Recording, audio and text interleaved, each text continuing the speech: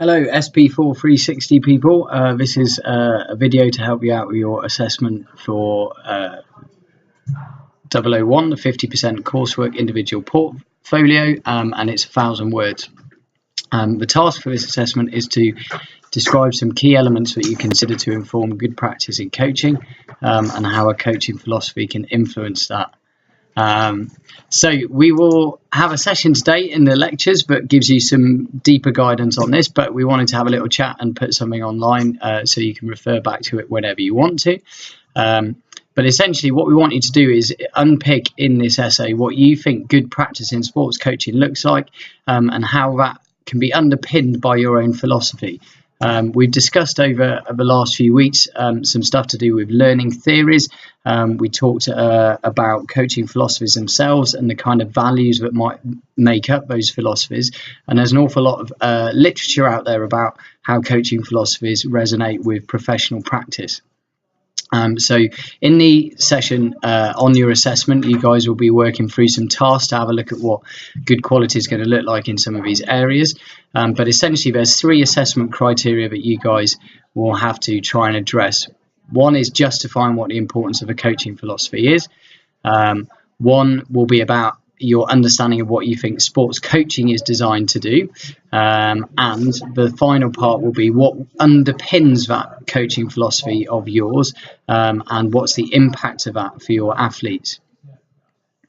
In terms of our thoughts about structure, introduction of about 150 words, give the reader some context of why this is an important area for us to study.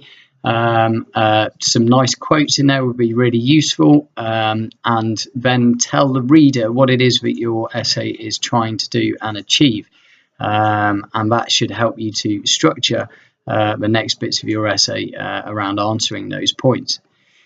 Introduction around about 150 words. Main body will be about 750 words, and this should be a balanced discussion addressing those 3 learning objectives that we discussed a minute ago. So actually, what is it about a coaching philosophy that might impact your practice? What's going to underpin your particular philosophy? So what theories, what perspectives? So that might be about athlete-centered coaching, or it might be about specific pedagogic approaches, so constructivism or behaviorism, for example. I would only choose a couple of areas there to justify, because that gives you around about just under 400 words to play with, to give us some real depth and make sure that you've got lots of literature in there to support the areas that you're discussing. You can use subheadings in that section if you wish to, if that helps you to structure your work. And then the conclusion then would be about 100 words, which will be a summary of the work that you've done in the essay so far and its implications upon good practice. As part of this task, we've asked you to add something into your appendices, which is your personal philosophy, and this should be written in first person. The other essays shouldn't be, and this personal philosophy is very much about you.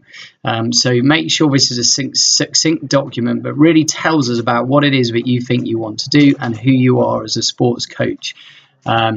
This can obviously include those facets of theory that you've discussed in your essay, but don't make it overly theoretical, because this could be something that you give out to your athletes for them to understand who you are within your coaching environment. Hopefully this will help, and we have 2 sets of tutorials this afternoon and tomorrow morning where you guys can drop in and have a chat with us about what you're trying to do with the essays. As always, we'll be prepared to have a look at least 1 page of your essay. I think it's a maximum of 1 page, but please don't go around all the different staff asking for different pages to be looked at. Hope this is helpful. Cheers, bye.